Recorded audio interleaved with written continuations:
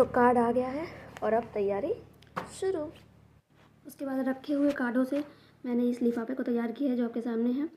फिर ये मैंने कपड़े निकाले, प्रेस किया, इस कपड़े की मैचिंग की ये चूड़ियाँ निकाली हैं, सेट लगाई हैं, जो कि आपके सामने देखिए कितनी खूबसूरत लग रही है। मुझे तो बहुत सुंदर लगती है, मुझे बहुत प्यारी लगती है चूड़ियाँ। आपको कैसी लगी बताना ज़रूर।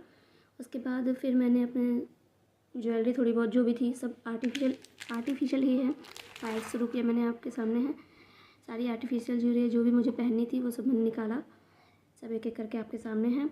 इसके बाद फिर मैंने मैं नहीं जा पाई तो मम्मी गिफ्ट लेके आई है शादी में देने के लिए। लड़की की शादी है, शादी में देने के लिए गिफ्ट लेके आई है, एक बड़ी बारात, एक बड़ा कटोरा, जो कि फिर अभी आप देखेंगे।